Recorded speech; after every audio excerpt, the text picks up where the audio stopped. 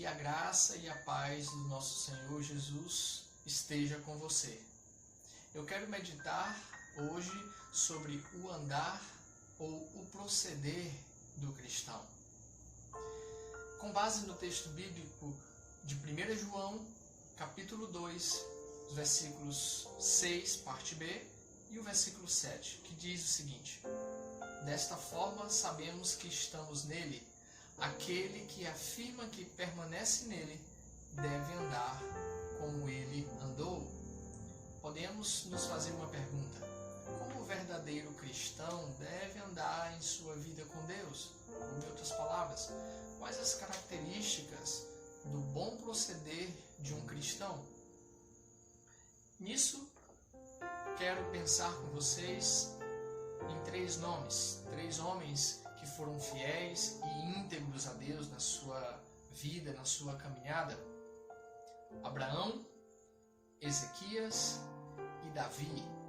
Eu quero observar primeiramente o texto de Gênesis capítulo 17, o versículo 1, onde vemos o grande eu sou, o eterno, chamando Abraão para uma aliança, para andar com ele em perfeição, ou seja, com integridade. A integridade e a fidelidade são elementos fundamentais na vida de Abraão, na vida de Ezequias e na vida de Davi. O texto de Gênesis capítulo 17, versículo 1 diz assim: Quando Abraão tinha 99 anos de idade, o Senhor apareceu a ele e disse: Eu sou o Deus Todo-Poderoso, ande segundo a minha vontade e seja íntegro. A integridade é de fato algo que pode definir bem a vida de um servo de Deus. Abraão foi chamado também de o amigo de Deus, em Tiago 2, capítulo 23. Agora eu quero pensar em Ezequias com você. Ezequias estava doente para a morte, uma doença que iria lhe trazer a morte. Então ele orou a Deus, externando como tinha sido a sua caminhada com Deus. Então, eu quero ler com você o texto que se encontra em 2 Reis, capítulo 20, os versículos de 1 a 6, a parte A. Diz assim: Ezequias ficou doente e quase morreu. O profeta Isaías, filho de Amós, foi visitá-lo e lhe disse: Assim diz o Senhor, ponha em ordem a tua casa, pois você vai morrer, não se recuperará. E Ezequias virou o rosto para a parede e orou ao Senhor: Lembra-te, Senhor, como tenho te servido com fidelidade e com devoção sincera. Tenho feito o que tu aprovas. E Ezequias chorou amargamente, é o que diz o texto. E antes de Isaías deixar o pátio intermediário, a palavra do Senhor veio a ele: Volte e diga a Ezequias, líder do meu povo, assim diz o Senhor, Deus de Davi, seu predecessor. Ouvi a sua oração e as suas lágrimas vi. Eu o curarei. Daqui a 3 dias você subirá ao templo do Senhor. Acrescentarei 15 anos à sua vida. Então Ezequias foi um homem que andava com Deus em fidelidade, uma devoção sincera e caminhando dentro da vontade de Deus. Outro homem que citamos foi Davi. Eu quero atentar com você agora no livro de 1 Reis, capítulo 2, os versículos 3 e 4, onde Davi dá instruções ao seu filho e futuro rei, Salomão, e o informa ou relembra, da promessa feita por Deus a ele, Davi. Então, leiamos esse texto. 1 Reis, capítulo 2, os versículos 3 e 4. Obedeça ao que o Senhor, o seu Deus, exige. Ande nos seus caminhos e obedeça aos seus decretos, aos seus mandamentos, às suas ordenanças e aos seus testemunhos, conforme se acham escritos na lei de Moisés. Assim você prosperará em tudo que fizer e por onde quer que for. O Senhor manterá a promessa que me fez. E a promessa é: se os seus descendentes cuidarem de sua conduta e me seguirem fielmente de todo o coração e de toda a alma, você jamais ficará sem descendente no trono de Israel. E o texto mais à frente diz o seguinte, no capítulo 15 de 1 Reis, versículo 5, Davi tinha feito o que era reto aos olhos do Senhor, e não se tinha desviado de tudo quanto lhe ordenara em todos os dias da sua vida, senão só no caso de Urias, o heteu. Então Davi caminhou fielmente com o Senhor, um homem íntegro, conhecido também como um homem segundo o coração de Deus. Em 2 momentos, no mínimo, Davi diz que Deus o livrou até da morte, para que ele continuasse em sua presença. Diz assim, esse primeiro momento, no Salmo 56, os versículos 12 e versículo 13. Cumprirei os votos que fiz, ó Deus, a ti apresentarei minhas ofertas de gratidão, pois me livraste da morte e os meus pés de tropeçarem, para que eu ande diante de Deus na luz que ilumina os vivos. E o segundo texto está em Salmo 116, os versículos 7 a 9. Diz assim: retorne ao seu descanso, ó minha alma, porque o Senhor tem sido bom para você, pois me livraste da morte e livraste os meus ossos das lágrimas e os meus pés de tropeçar, para que eu pudesse andar diante do Senhor na terra dos viventes. Então temos aqui, irmãos, 3 exemplos de homens que foram fiéis e íntegros ao Senhor: Abraão, Ezequias e Davi. E agora eu quero apresentar a você algumas características do andar de cristãos, para que te inspire, para que te exorte a trilhar com Deus em fidelidade, em inteireza de coração e de alma. Então, algumas das características. A primeira delas é que um cristão, ele vive uma nova vida, ou ele permanece em novidade de vida. Eu quero ler com você em Romanos capítulo 6, o versículo 4, diz o seguinte: de sorte que fomos sepultados com ele pelo batismo na morte, para que, como Cristo ressurgiu dentre os mortos pela glória do Pai, assim andemos nós também em novidade de vida. E essa novidade, essa vida nova, é conduzida pelo Espírito Santo, pelo Espírito, não mais pela carne. Observem Romanos capítulo 8, versículo 1. Portanto, agora nenhuma condenação há para os que estão em Cristo Jesus, que não andam segundo a carne, mas segundo o Espírito.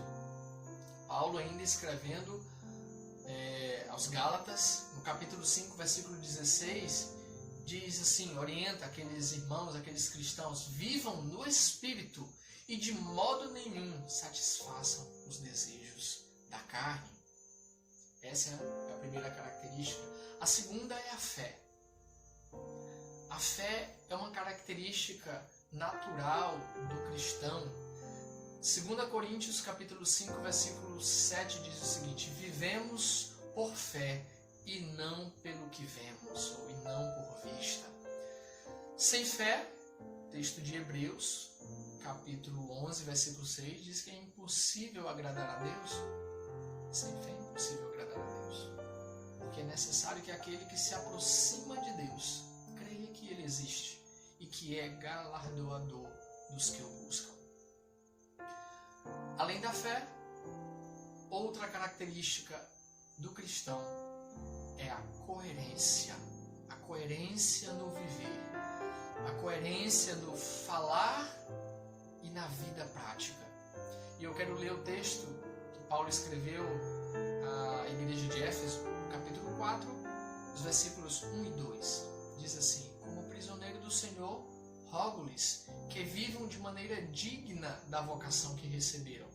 Sejam completamente humildes e dóceis e sejam pacientes, suportando uns aos outros com amor. Então vivam de maneira digna da vocação que receberam. Todo cristão que recebe o chamado de Jesus Cristo e recebe o Espírito Santo em seu coração, e ele tem capacidade para viver em novidade de vida, não por ele mesmo, mas por meio de Cristo Jesus. E é preciso haver uma coerência nesse viver e as coisas que ele fala, o que ele prega, o que ele anuncia e o que ele vive. A coerência é uma característica no andar de um cristão. Outra característica é a comunhão. A comunhão com o seu Deus e com os outros. E eu quero então ler o texto de 1 João, capítulo 1, os versículos 5 a 7. Esta é a mensagem que dele ouvimos e transmitimos a vocês. Qual a mensagem? Deus é luz, nele não há treva alguma. Ele continua: se afirmamos que temos comunhão com ele, mas andamos nas trevas, mentimos e não praticamos a verdade. Se, porém, andarmos na luz, como ele está na luz, temos comunhão uns com os outros, e o sangue de Jesus, seu Filho, nos purifica de todo o pecado. A comunhão é um elemento, é uma característica do caminhar, do viver diário de um cristão. Apesar de haver diferenças e conflitos, mas a comunhão, ela pode ser restabelecida continuamente por Cristo Jesus na vida do cristão. E eu quero ler um texto, eu peço que você, se você puder abrir sua Bíblia para acompanhar, em Efésios capítulo 4, onde Paulo nos mostra alguns procedimentos, algumas formas de agir desses filhos da luz, dessas pessoas que servem a Deus, que compreenderam o chamado de Jesus. E eu quero ler com você Efésios capítulo 4, a partir do versículo 17. Assim eu lhes digo, e no Senhor insisto, que não vivam mais como os gentios, que vivem na inutilidade dos seus pensamentos. Eles estão obscurecidos no entendimento, separados da vida de Deus por causa da ignorância em que estão devido ao endurecimento do seu coração. Tendo perdido toda a sensibilidade, eles se entregaram à depravação, cometendo com avidez toda espécie de impureza. Todavia, não foi isso que vocês aprenderam de Cristo. De fato, vocês ouviram falar dele e nele foram ensinados de acordo com a verdade que está em Jesus. Quanto à antiga maneira de viver, vocês foram ensinados a despir-se do velho homem, que se corrompe por desejos enganosos, a serem renovados no modo de pensar, a revestir-se do novo homem, criado para ser semelhante a Deus em justiça e em santidade, provenientes da verdade. Portanto, cada um de vocês deve abandonar a mentira e falar a verdade ao seu próximo, pois todos somos membros de um mesmo corpo. Quando vocês ficarem irados, não pequem, apaziguem a sua ira antes que o sol se ponha, e não deem lugar ao diabo. O que furtava, não furte mais, antes trabalhe, fazendo algo de útil com as mãos, para que tenha o que repartir com quem estiver em necessidade. Nenhuma palavra torpe saia da boca de vocês, mas apenas a que for útil para edificar os outros, conforme a necessidade, para que conceda graça aos que a ouvem. Não entristeçam o Espírito Santo de Deus, com o qual vocês foram selados para o dia da redenção. Livrem-se de toda amargura, indignação e ira, gritaria e calúnia, bem como de toda maldade. Sejam bondosos e compassivos uns para com os outros, perdoando-se mutuamente, assim como Deus os perdoou em Cristo. Portanto, sejam imitadores de Deus como filhos amados e vivam em amor, como também Cristo nos amou e se entregou por nós como oferta e sacrifício de aroma agradável a Deus. Entre vocês não deve haver nem sequer menção de moralidade sexual, como também de nenhuma espécie de impureza e de cobiça, pois estas coisas não são próprias para os santos. Não haja obscenidade, nem conversas tolas, nem gracejos imorais, que são inconvenientes, mas, ao invés disso, ações de graças, porque vocês podem estar certos disso. Nenhum imoral, ou impuro, ou ganancioso, que é idólatra, tem herança no reino de Cristo e de Deus. Ninguém os engane com palavras tolas, pois é por causa dessas coisas que a ira de Deus vem sobre os filhos da desobediência. Portanto, não pratiquem com eles estas coisas, porque outrora vocês eram trevas, mas agora são luz no Senhor. Vivam como filhos da luz, pois o fruto da luz consiste em toda bondade, justiça e verdade, e aprendam a discernir o que é agradável ao Senhor. Não participem das obras infrutíferas das trevas. Antes, exponham-nas à luz, porque aquilo que eles fazem em oculto, até mencionar, é vergonhoso. Mas tudo que é exposto pela luz torna-se visível, pois a luz torna visíveis todas as coisas. Por isso é que foi dito: desperta, ó tu que dormes, levanta-te dentre os mortos, e Cristo resplandecerá sobre ti. Tenham cuidado com a maneira como vocês vivem, que não sejam como insensatos, mas como sábios, aproveitando ao máximo cada oportunidade, porque os dias são maus. Portanto, não sejam insensatos, mas procurem compreender qual é a vontade do Senhor. Não se embriaguem com vinho, que leva à libertinagem, mas deixem-se encher pelo Espírito, falando entre si com salmos, hinos e cânticos espirituais, cantando e louvando de coração ao Senhor, dando graças constantemente a Deus Pai por todas as coisas, em nome do Senhor Jesus Cristo. Sujeitem-se uns aos outros por temor a Cristo. Portanto, meus irmãos, concluindo, Deus fez algumas alianças no decorrer da história. Foi assim com Abraão, como vimos. E Deus tem nos chamado para uma nova aliança em Jesus, para vivermos em novidade de vida.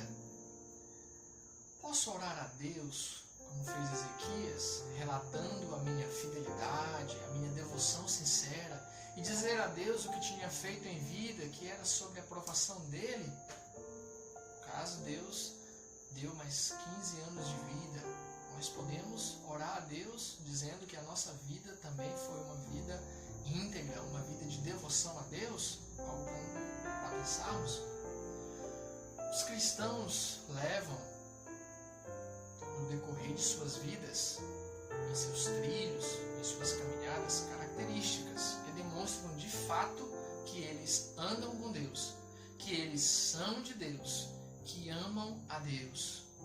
Enfim, eles andam em novidade de vida, que é conduzida pelo Espírito, não pela carne, não pelos desejos da carne. Eles vivem por fé, não pelo que veem. São coerentes, não só falam de Deus, mas vivem para Deus. Eles têm comunhão com Deus e comunhão também com os demais cristãos. Então, como saber se permanecemos em Deus, se andamos com Deus, se somos cristãos genuínos, se somos discípulos de Jesus? E eu quero relembrar o texto que lemos logo no início, 1 João, capítulo 2, versículos 6, parte B e 7. Desta forma, sabemos que estamos nele. Aquele que afirma que permanece nele deve andar como ele andou. A forma de viver, as características do dia a dia de uma pessoa podem evidenciar o compromisso que ele tem com o seu Deus. Que Deus seja contigo, que Deus te guie na caminhada, e o meu desejo é que você trilhe de forma cada vez mais íntegra nos caminhos do Senhor. Que Deus abençoe a tua vida, em nome de Jesus.